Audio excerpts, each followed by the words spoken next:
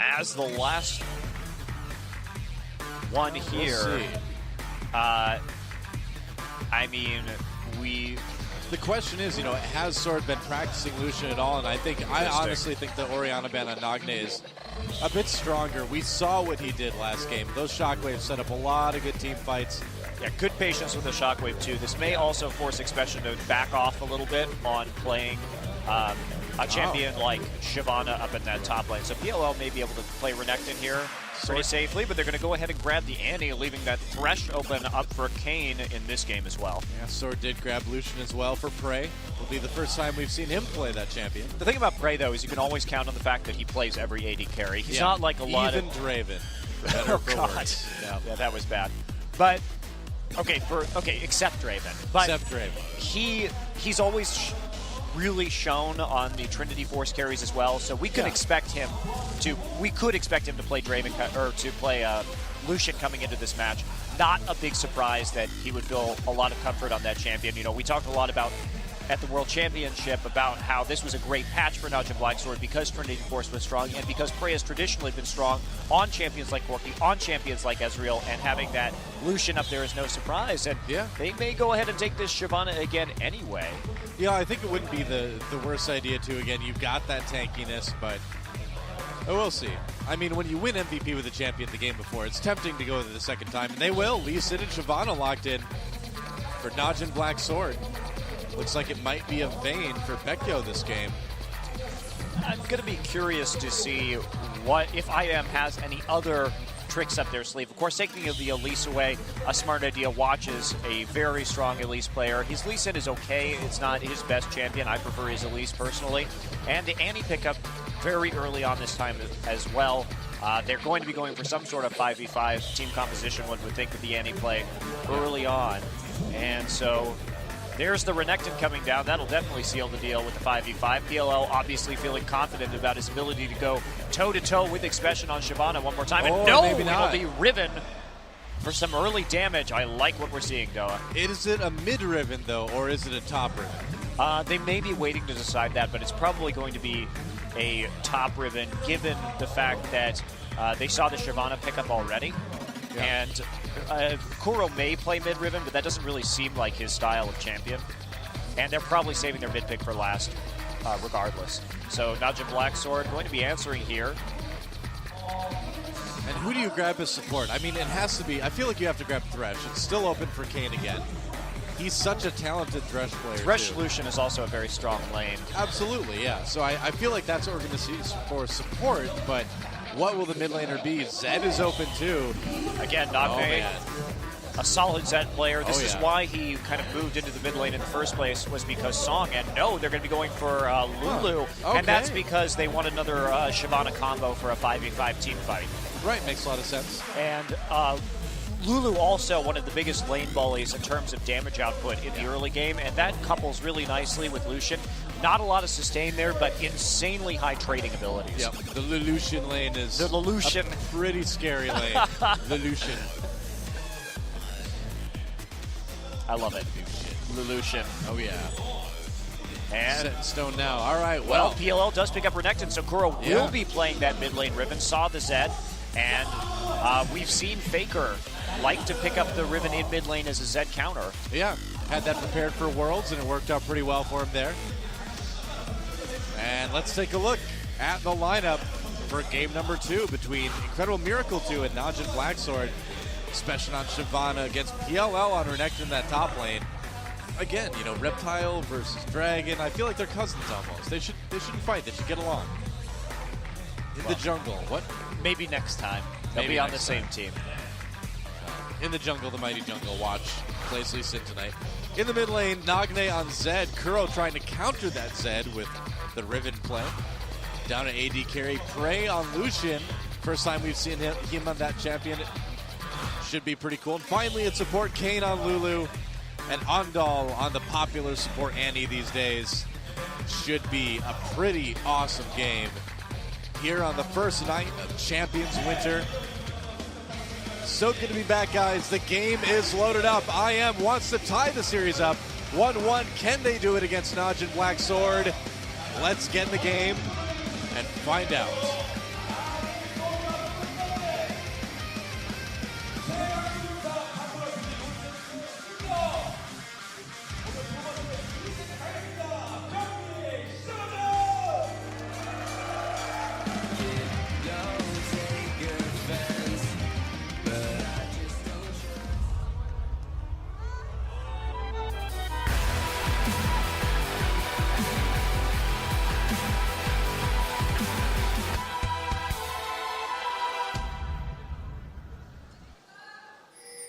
can stand up against the might of the hair drop. Not me. My heart melted for Watch, Noah. Me either, man. I can't handle that. Group B, set 2. Incredible Miracle 2 versus NaJin Black Sword here on Champions Winter. Welcome to Summoner's Rift. And Kuro takes a little bit of a tap from Watch there in the mid lane. That's right. Going around the side, and NaJin Black Sword doing some fancy posturing here at the red side. Are they going to go in, try and get some of these deep wards? Dangerous against Annie with her stun charged up. And no. Think better of it. They may try and loop around the blue side instead. Lee Sin just tapping everybody. That's what he does. Making sure he can know where everybody is, and they're coming for the blue invade instead. So NaJin Sword really wanting to get some deep wards here early on. Taking a surprisingly large amount of risks to get them too, and it looks like they gonna drop one at blue and then head out. Yeah. So very interested in what Rainover's jungle pathing is going to be. Yeah, I'm really excited to see Prey on Lucian, because whenever Prey brings in a new champion, you're always like, okay, how's this gonna go? And it's usually good, but that Draven, man. That Draven. I'll never forget the Praven. Yeah, the Praven was pretty awful, but in this situation, we can tell due to Lucian's strength and also the fact that should be fine. Prey specializes really in these Trinity Force carries. That he should be very comfortable on this champion. I don't have a lot of the answer is to just start building Trinity Force on every AD carry, and then he'll be set for life, right? Of course, that's what Genja did at the World Championship. That's true, actually. With mixed results, and Prey coming into the mid lane right now, so they are going to go for a 2v1, which is fine for Zed, actually. Nagne heading up there, so they don't want the counterplay here from the Riven. Yep, makes sense. And they want the bully potential too. They're going to be able to take down this lane quite quickly. Nobody is in the bottom lane right now because we do see PLL farming Wraiths and Rainover doing a bit of a jungle follow right there. It's like when you play that 1v1 bots game just because you want to test a new champion or something, and you're like, oh, I wonder how that lane's going to push. Yeah, they did share XP as well. Both Expression and Watch still at level 1 right there. So they did do a little bit of XP share. And so pretty much we're going to see relatively identical things as PLL and Expression finally meet each other in the bot lane after 3 minutes into this game. Yep, why not? Well, Prey backing off a bit, doing a little bit of poke to Kuro with that passive. And so the real question is here, will Watch be able to have a big impact, help get a lot of ganks early on? Now, this gives Expression an advantage, a bit of an advantage here, because he was the one who shared XP, while as PLL went for Wraiths by himself, only off of one camp. So Expression did hit level 2 first, so he will have a pretty consistent level advantage given even creeps here, if he wants to take advantage of it. Yeah, Expression, I mean, I feel like PLL wants to be aggressive early, wants to try to shut down Shyvana as fast as he can, but it's not going to be easy in a lane like that already. Yeah, Rainover forced to come into the mid lane in order to push back Prey and Kane very aggressively, trying to get that tower down. Watch helping out his top lane as well, and they will manage to shove the creep wave back out. Yep, makes sense. PLL's got bot push a little bit. See, really we really need to get Olaf involved against these Shyvanas now. It's like we can call him the Dovahkiin. That's right. I played a game once with a friend who was playing Olaf against a Shyvana on the other side. Whenever the fight happened, we always backed off and made him fight one-on-one. He was not happy. I'm sure the Shyvana was happy though, right? She felt great, but he just didn't accept his destiny as the Dragonborn, I mean, if he would have done that, he would have been fine. It's not that hard. You're a good friend. Just trying to help your friends figure out who they are. I'm just trying to be inspirational. That's right. Well, Rainover just pretty much stuck here in the mid lane for the duration right now. And at the same time, though, we do see Betkyo and Ondal not having the easiest time putting on that same pressure, matching that pressure that's coming in from the Lucian. But with this wave clear that he's got, with this ability to poke past the minion wave as well, pretty darn dangerous. Well, a little bit of a fight going on in the bottom lane. PLL, a lot of damage onto Expression. There's a stun as well. Things getting violent down there. Yeah, they still have a lot of pots, and both of them with the Doran's shield, though. So the trading not going to be ultimately that effective without a gank. Yep. And Kuro comes in on a break. Oh, they get him with the cocoon. And Repel comes out. They get the flash. Nice little win there. Kuro, actually the flash. Glitterlands coming in from Kane.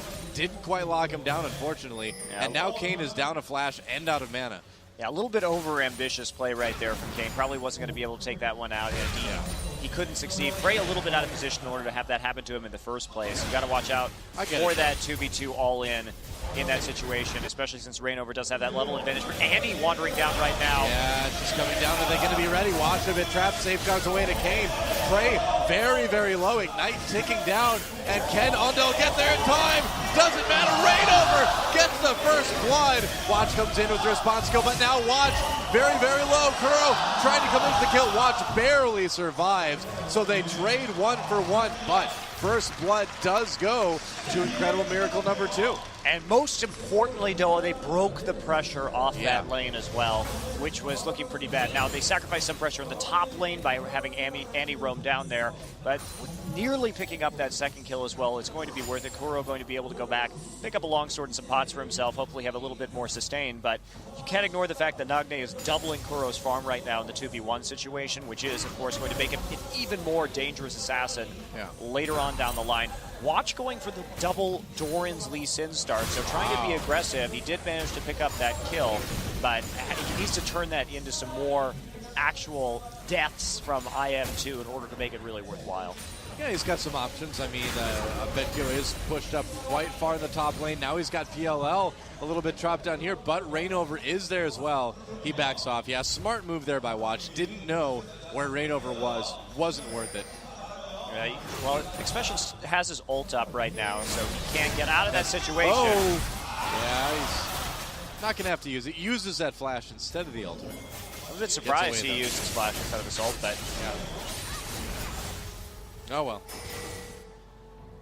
Maybe planning a dragon fight soon and wanted to save that.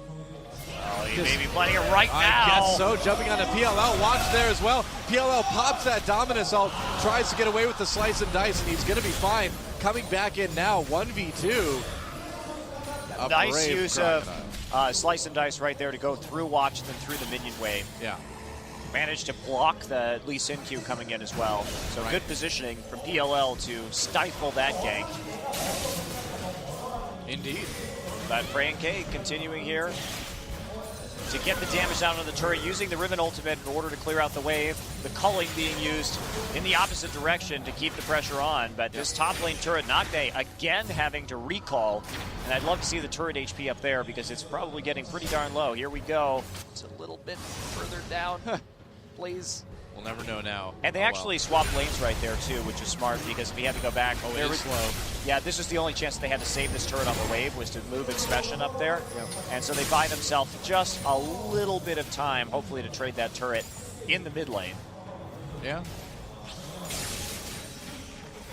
It's interesting we are kind of seeing this. Oh, interesting. They're taking advantage of the fact that the dual lane is still in top in order to do a fast dragon here, and then take the turret in the mid lane. This is a very good call from NaJin Blacksword. Smart move that should give them a nice little gold lead. Very smart. Indeed, they trade that turret for the dragon, but like you said, now they can put this pressure on mid if they want to. Yeah, they're hoping that they can get it down fast enough. However, PLL has moved into that mid lane, so they may not be able to get it down quite as quickly as they would like. They're running on a timer right now before that dual lane, or at least Annie, gets into mid. Yeah. Wow, I've got a feeling she should have a decent amount of time to get there as well. That cannon minion wave died right before this all happened, so the minion waves coming up mid right now for Sword 2 just aren't going to be quite as beefy. And so that plan is kind of taken out, unfortunately. PLL returning to the top lane. Well, they did hand over the blue buff to Lucian right there. So they're going to keep trying, use that buff this time in order to just spam spells and hope to get that mid lane turret down. It didn't go as smoothly as NaJin Blacksword would have liked, but the call, I think, was still correct. Yeah. If they can get the turret down pretty soon here. Well, blue buff on Lucian is so big because when you play him, he really feels like a champion that you're supposed to be spamming abilities for, you know?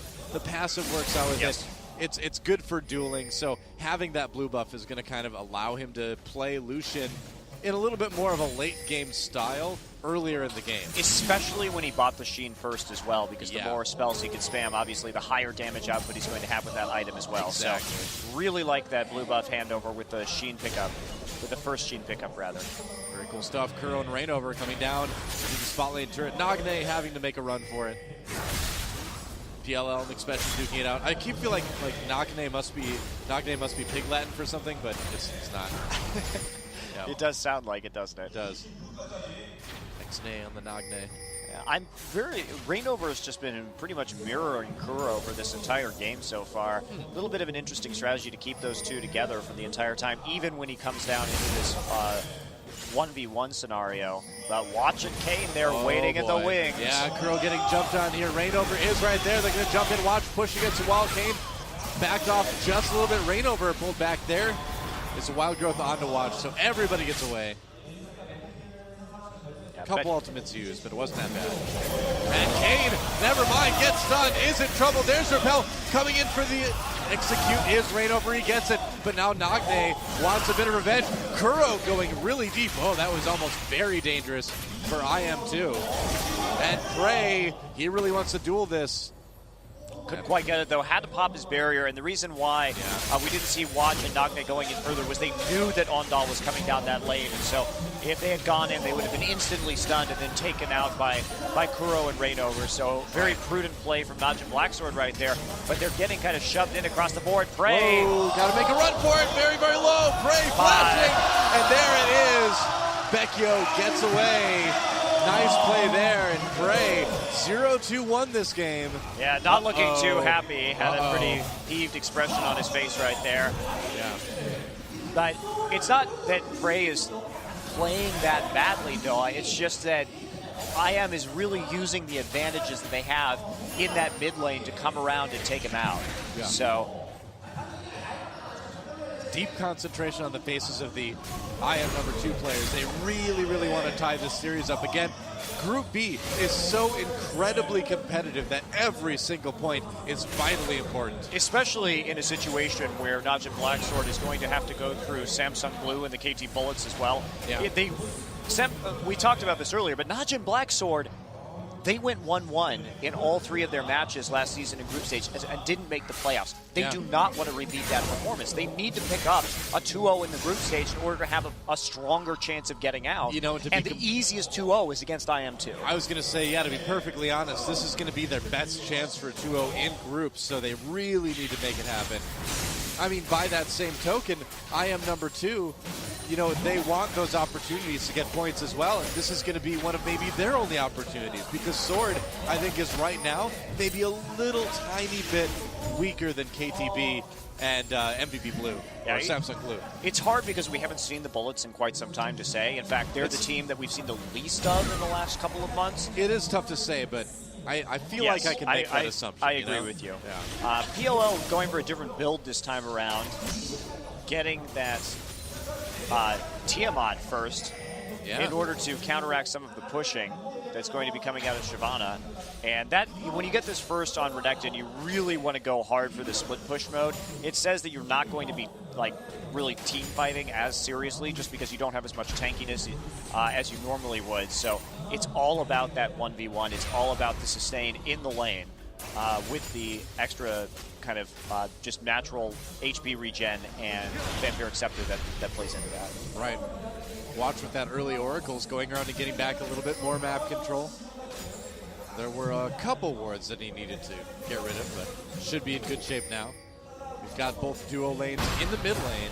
And meanwhile, PLL going in. Oh, but counter engage. There's the Dominus pop. Neither one really wants to finish it. No, they don't. It's a little bit too dangerous. That was like a bit of a coin flip right there as to who was going to come out of that one on top. Ooh, Kane, the bait. Expression trying to draw PLL in. Can he do it? Meanwhile, they're calling use in mid lane, but I'm really watching the mini-map right now. I'm watching to see if Lulu decides to go in, but nope, turning around now. Gotta be a little bit careful there. Rainover is right there. Yeah, going to do a little bit of a check there, trying to steal the blue buff, but Kane on the other side. Is he going to be able to be boxed in? Glitterland slows him down. Yep. You do need to respect the Lulu, that's for sure. And now Kane is lurking right there. They're going to be able to get that 2v1 like they were looking for. And an early whimsy in that fight with the Glitterland should go well. But, well, they chased him away. You can see it on the mini-map, but we didn't get to see it. Oh, well. Yeah, PLL had managed to heal up a lot with his Q on the minion wave, so not too big of a deal. And now IM too going for a dragon right here, trying to increase their lead just a little bit more, and they will get it. No contest. And nobody around, really, from NaJin's sword right there. And that will increase our gold lead to about 3K. Pretty decent. It's not huge, but it's respectable, you know? Kuro continuing to shove down this bottom lane, too. Not a lot Nagne can do. He's just trying to clear out the minion wave. Set that turret onto Kuro instead. Kuro has bounced back in terms of his CS this game after being down a little bit early. And PLL, is there anything he can do in that top lane? Not now, but with Rainover coming in, maybe they do save the turret. And everybody trying to just get away as fast as they can. That glitter lance from Kane helping them secure that retreat. And interestingly, that mid turret still not down for NaJin Blacksword. They haven't been able to push it back out in spite of the fact that it has hardly any HP on it anymore. And in fact, no turret down in favor of NaJin Blacksword yet. So I am doing a great job of keeping them off and out of that auto attack range. And NaJin Blacksword playing a little bit scared right now. Yeah. I mean, I feel like they feel like they dodged a bit of a bullet last game because they saw the strategy come in. They knew what they needed to do, and they handled it well, but they saw the threat that was there. So you can't have a game like that and go into game 2 with as much confidence as, like, you know, SKT did after their first game against Team NB. It's going to still be a little bit scary. Yeah, it will, and it's going to be interesting to see how this plays out as well, because on paper, IM2 should have the superior teamfight composition with this Annie, and that's going to be making a lot of the difference right here. It's more difficult for NaJin Blacksword to kind of land that Lulu combo. Kane sitting here in the brush, but PLL not going to all in this, slices and dices out. So with the Lulu Shyvana ult combos, if you can get that off, obviously the CC is huge, but Flash Tibber is a little bit easier to orchestrate. Well, they're going to take down this turret pretty easily. Nice first turret of the game in favor of NaJin's sword. Yep, that's right. Their first turret. Meanwhile, Petco doing what he can against Lucian and Kane without the help of his support. Yeah, I don't know about this. Like NaJin Blacksword, they've got to keep this up, but at the same time, they're pretty much dedicated to some sort of split push tactic right here, I think, because any good team fight from IM number 2 should be able to pretty successfully take them out. Yeah, definitely true. I feel like Riven, of course, has an AoE kind of execute as well, so that's going to be very helpful after a combo coming in. Right. Oh, this is a flash from Kane, but they still catch a wild growth on him himself. Repel brings Rainover in, and they caught Kane. He's not going anywhere. Kane had been playing a dangerous game. There's the Timbers. Nice Timbers on to break. Flashes away, tries to make it PLL. Tries to get in with the slice and dice, but gets kicked back by Watch. Special picks up 1 kill right there. But Kuro coming in for the executing. If he can land this, there he goes. He gets it. Nagne trying to go in on the Rainover in the meantime. PLL still trying to zone. Expression backs off. Nagne very low, has that ignite on him. And Rainover gets taken down actually by Expression. That Savannah still a pretty big threat. Yeah. I mean, Expression has been playing pretty darn well these last couple of games.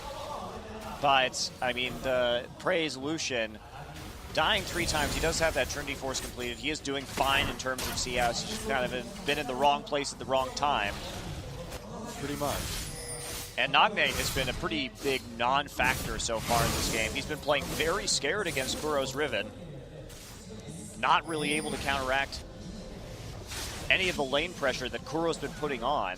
You know, I feel like the theme for this best of 2 is fear, you know, because in game number 1 we had sort of this fear with IM. They didn't think they could keep the pressure on him because of that. They couldn't, you know? And in game number 2, I feel like we've got a little bit of individual player fear, you know, going around on NaJin's sword. And if you just look at their faces right there. I mean, they look a little bit tentative. They look a little bit unsure. That's exactly what Incredible Miracle wants. Well, they've got to make some sort of pick right now as well, because Lee Sin's build was hampered in terms of team fighting potential. Yeah. And right now, actually, interestingly, Reignover has gone for a Glacial Shroud. Huh. Oh, yeah. Interesting. I don't know what he's going to do with that, Doa. Maybe, I mean, it may be a Frozen Heart, but Frozen Heart against non-auto attackers like Zed and Lucian would not necessarily be the best option on the table. It could also be for... Oh, wow. In the meantime, Kuro getting very, very low, getting 1v1 and kicked back out at the very end by Watch. Can he make it? What a play from Kuro to take down Watch under turret. Wow, he made him pay for that one. Riven is very strong right now. Look at Yes, this. he IM number is. 2 is actually going for a quick Baron sneak off of that as well. They're going to try They and know do the it. smite is down. Yep, they're going to try it. Expansion is coming up. Oh, So Expansion has is to go out of Frey. this, but NaJin's still in the bot lane. They've got no smite there. Yep, here comes Frey. Can they make it work? Expansion coming in. Can they get the steal? No, they can't. Can they disrupt him now enough for Sword to win a fight? We'll see Expansion still on top of Vecchio, getting that flash. Doesn't quite get the kill, though. No, he doesn't. And everybody escapes with the Baron buff. A gutsy Baron attempt by IM number 2, but a great reaction to seeing NaJin still in that bot lane and having killed Watch. Yeah, and I mean, this just really shows the hidden talent that exists on Incredible Miracle number 2. Maybe not so hidden anymore, but let's watch that play from Kuro again. Yeah, Kuro bouncing out right here, gets incredibly low. Watch comes in with the kick, kicks him back, takes a turret shot right there. Then Kuro disrupts him, knocking him up with the Q. Comes back around, turns around for the execute. Yeah. Riven's base damage is pretty darn high right now, as you can see it right there. Watch again, the face of disbelief. I feel like this match has just been Watch's disbelief faces. Yeah, a little bit. I mean, Watch has just been looking uncomfortable the entire time. Well, this is what happens. He invested a lot of money in that early game power. He still doesn't have any kind of Spirit Stone-based item. He only has a Sight Stone, and so he just doesn't have that much HP right now, and he can be quite easily executed by the Riven. Well, the Riven did execute it quite handily. A little bit of damage onto that turret. Right. Coming Also, out of IM. no Emblem of Valor yet as he looks to complete his Aegis, so no armor, which is, of course, the stat that you need against Riven. Yeah. Well, let's see what happens. The gold lead hasn't really increased at all for LGIM number 2. But they do have that Baron buff, and they do want to make use of that. So, again, NaJin Blacksword looking to set up picks right here, but Kuro popping out of a brush. Uses ultimate a bit early, but it does buy them some time and some auto attacks on the turret from Betkyo. Yeah, a lot of damage being put on that turret already. See Betkyo starting to do quite a bit of damage with that Blade of the Ruined King and Zeal. And a few other little items here and there. And there we go, PLL going to town on the second mid lane turret and right now. he should get it. He'll get it. He is going to get it. Expression distracting them with that top lane, and now the Dragon Crocodile duel commences. That's right. This sounds like it should be like a Sci-Fi Channel movie or something. Space Crocodile versus Super Dragon. Space Crocodile is winning right now. I guess so, yeah. Well, I mean, he's from space. He's going to come over and get Here the flank in. Space Here's the Crocodile. dive. Frey in big trouble under the turret. PLL all the way into the back lines. Repel tries to bring Reignover a little bit closer, but they'll be content taking out Frey and getting that tier 2 turret. And after that Baron, they were only 2K in the lead, but they managed to expand that to 5,000 now. So IM number 2 doing a great job of capitalizing on the Baron buff. And this is going to probably be at least an inhibitor turret. We'll see. Oh, Expression going really deep. Can they do it? Kuro takes down Kane, and Expression has to back up immediately. They can't fight that. Goodbye, Expression. Reignover picking up that kill, and Incredible Miracle 2 continues to steamroll their way to victory here in Game 2. Very impressive play from IM number 2. I love that Baron call that they made, Doa. I mean, it takes a lot of guts to make a Baron call that early in the game, especially when the situation was a 4v4. But they looked at the map, they looked at the fact that the smite was down, and they said, hell, we can do it. That's right. Oh, and now they jump onto Watch. Not a lot left. The culling has been activated, but who's getting culled? That's the question at this point. There goes another inhibitor. Turret NaJin has that Wild Growth Castle, tries to stay alive. Frey getting low again. Can they get the execute? Not quite. And Rainover deep behind enemy lines. There's the death mark. They really just want a little bit of revenge on the hip. Death mark doesn't quite finish him off. Yeah, they got 2 turrets on that siege, or they got 2 inhibitors rather on that siege, and 3 turrets. So absolutely fantastic use of the Baron buff right there. Not much more you could ask for than that. And we're going to see Kane die here again, especially goes in. Kuro gets right on top of him, executes Kane nearly immediately, and then it's just a chase down from there.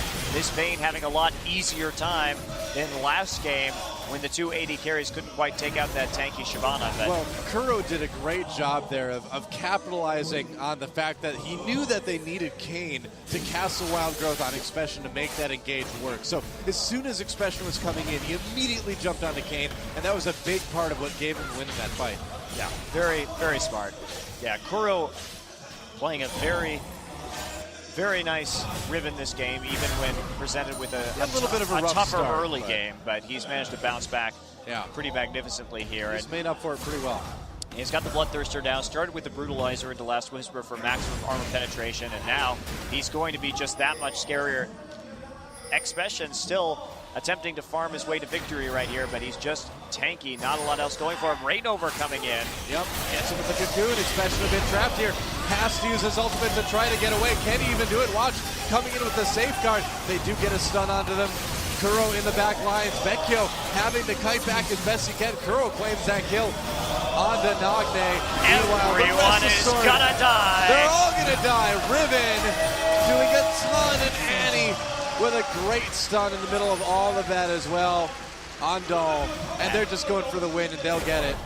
That is it. And wow, what a huge game for incredible Miracle Team 2. They came to play, had a rough game 1, came back into game 2 with a ton of confidence, and look at this. There goes the Nexus. And this is exactly our criticism of last game. They weren't playing aggressively enough. And what do they do this game? They're even. They make a very aggressive. They fixed it. A very aggressive Baron call, and they turn it around. And there we go. There's the win for IM2, and they will split 1-1 with NaJin Black Sword. And it seems like the 1-1 curse for NaJin Sword continues.